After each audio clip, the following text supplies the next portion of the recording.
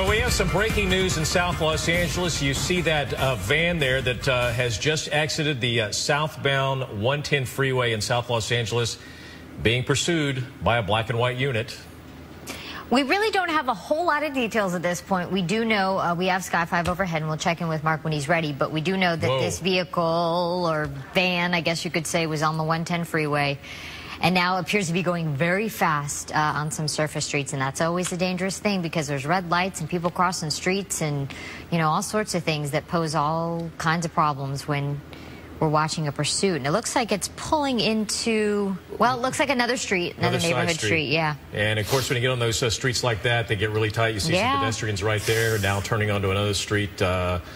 He's probably just kind of going around in circles right now, probably looking for some place to dump the vehicle. Let's go up to Sky 5 and Mark Kona, who's actually been following this for quite a few minutes now. Mark, what can you tell us? Glenn and Jessica, yeah, we just came up on this about a minute ago here. This is a stolen vehicle, a van, a white cargo van here that was reported stolen out of the South LA area just minutes ago. Now, we actually caught this van as you guys were coming to our picture when it was northbound on the 110 freeway. Now, for a time, this thing was going southbound on the 110 freeway. This initiated right near the Coliseum. So just to give you an idea where we are going here, we are northbound on surface streets here, just kind of paralleling the 110 freeway on the west side, heading back over towards the original area where this pursuit began. And now he's just collided with a car as well as a Central Division officer of the LAPD here. Now he is backing up. It looks like he is trying to evade arrest here. We will see what he attempts to do. It looks like he's going to be making his way southbound. He was just northbound on that very street. Now he's going southbound. It looks like he's made his way out of that particular ahead of him here. He's going to be coming up on that interchange right now. And as you can see, there he is. He's just collided with a vehicle here. He's just collided with cross traffic here right at the intersection of Washington. And so police units are behind him. He's going to try and get away here. And does he? He sure does. Oh, my gosh. So now he's going to be eastbound on Washington. He somehow, wiggles his way out of that. In front of him, basically cars that are getting off the freeway. He's going to try and shimmy around on the right shoulder there. It looks like he's, he's just kind of pushing cars out of the way, trying to get through. And, you know, other cars don't want to get involved in this, and so they're going to move out of the way.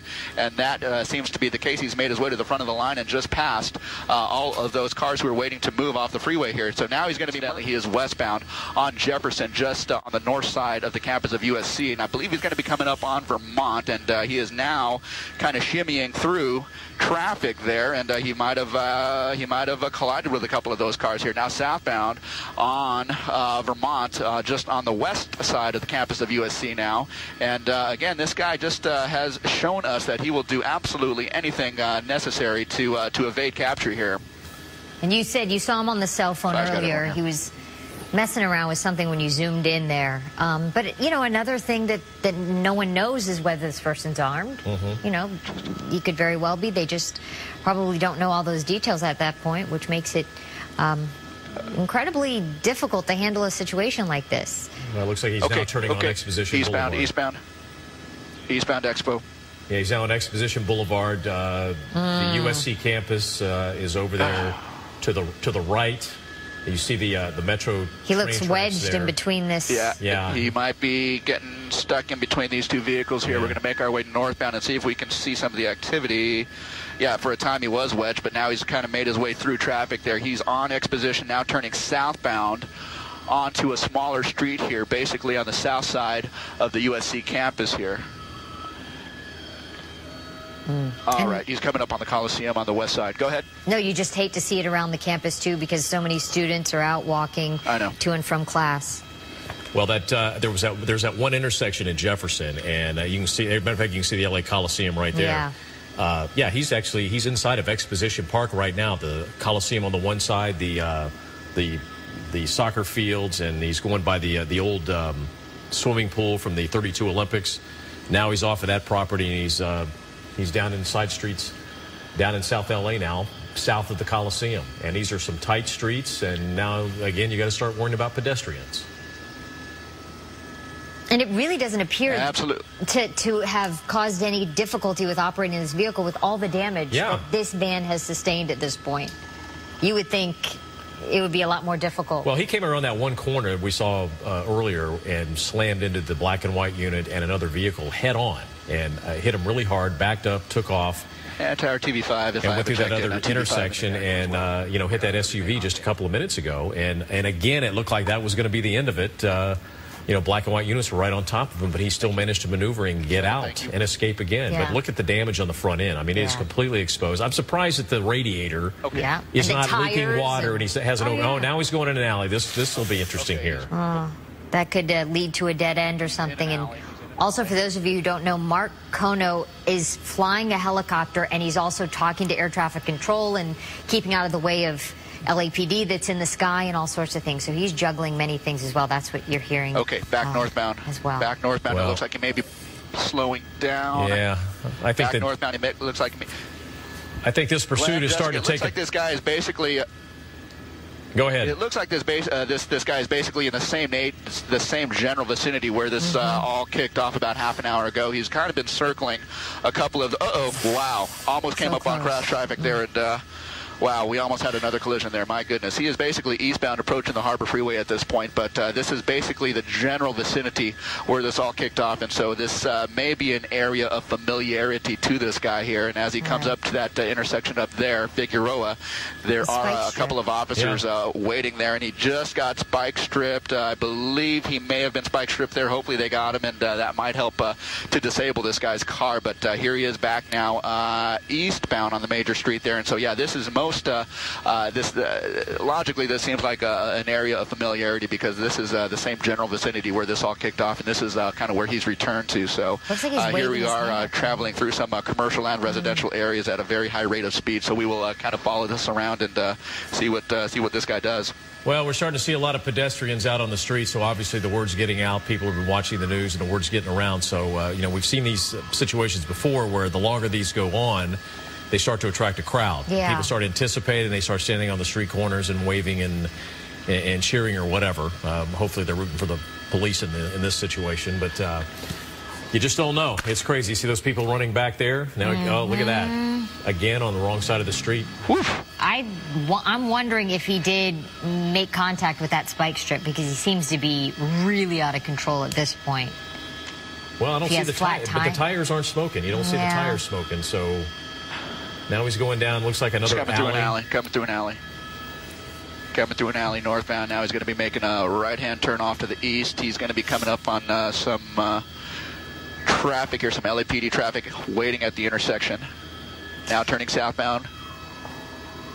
And you hate to anticipate how this is going to end because this is a guy that's not going to go easy. Yeah, you know. Okay. Mark, you think at almost some point that one of these, an officer at one of these intersections would try to T-bone him?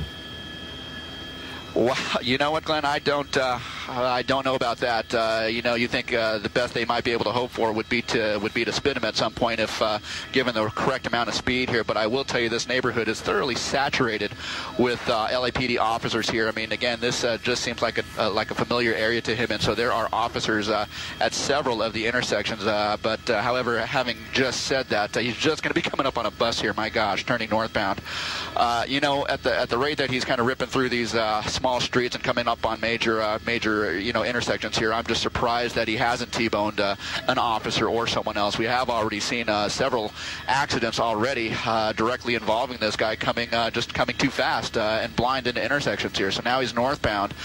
You know, I will say that he's probably traveling a little bit slower than he was at its peak. Maybe that van is showing some signs of wear, or maybe it's slightly disabled. We just don't know at this point. You know, here he's going to be making a right turn, and there he is. And he's just tried to make the right turn a little bit too fast, and now he's going to try and get out of this. And so he has been able to do so countless times before, and now here's another time. He is just now he was basically taking that turn too fast, and he couldn't make the turn, and so he just got pinned up against the curb there and the vehicle. But he is able to get out of that one, as we have seen time and time again at this point. So again, he's just kind of making his way, making the round through the neighborhood here, east, west, north, and south through this residential area, just south of the Coliseum by about 3 to 5 blocks at this point. But he's just kind of making his way around. I can't believe how many times he's gotten out of a predicament here. We've seen... Yeah, and he backed up and hit another black and white unit, so that's another charge of assault with a deadly weapon. And this is... it's just amazing he's lasted as long as he has. It really is, considering the damage to that vehicle, and he just continues to go. And that they can't corner him in. They're so close every time, and he gets away. Well, it looked like they were going to try a pit maneuver that intersection a couple of, about 30 seconds ago, but there was another vehicle sitting there, so there's no way they could do that. And you see there a pedestrian there running to get out of the way. Okay. Again, if you're just joining us, you're watching The View from Sky 5. This is a cargo van that was stolen in South Los Angeles near the LA Coliseum in Exposition Park. And it looks like another spike strip. Spike strips. There we go. Good job. Good job. Great placement on that spike strip. As he was coming around that intersection, they laid down the spike strip, and apparently he ran right over it. So this vehicle does seem to be moving a little bit slower, although having said that, he is trying his very best to get away and evade capture at this point here. Several officers of the LAPD are stationed around the neighborhood here, and given the fact that they were able to lay down spike strips at that particular intersection tells us that, he has been kind of making the rounds through that same intersection. So they are not able to predict his moves so much, but they know that he is kind of working his way around this same neighborhood. So by that, they have been able to lay down those spike strips and hopefully do a little bit more damage to the van and hopefully bring this to an end. Mark, we always see that when these pursuits get to this point that they usually return to the neighborhood they're familiar with. They probably live there. What's amazing is he probably is a good bet that he lives in this neighborhood. But he also committed a crime in the same neighborhood. He stole a van. I mean, somebody's probably going to know him and turn him in for the stolen vehicle if he'd have gotten away with it. It seems like you would have committed the crime, you'd go to another neighborhood.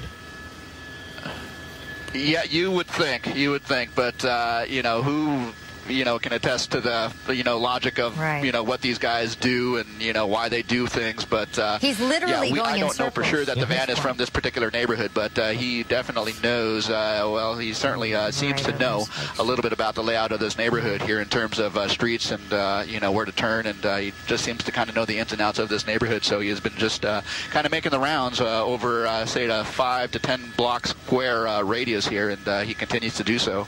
Yep. They're getting him at each stop sign, though. I mean, he's ran over multiple, and then now an officer just pulled back a woman there on the corner. Somebody was yelling, ran out in the street and was yelling at him. Somebody was yelling at him, maybe someone he knows. Like Glenn said, if he does live in this neighborhood, there could be relatives, asking him to stop. Okay, he's coming down the alley. He's turning down another alley, and the officer's right behind him. But you think at this point, just give it up. I mean, you're not getting away. There's the chance of you getting away passed a long, long time ago. But he continues to. If he makes the right turn here. If he makes the right turn, half a block down is where that officer pulled that woman back. So we will see. It looks like this may be an area of familiarity here. He has gone through that intersection now, and that was the intersection that we just saw that officer and that woman just moments ago here. He has just passed that intersection.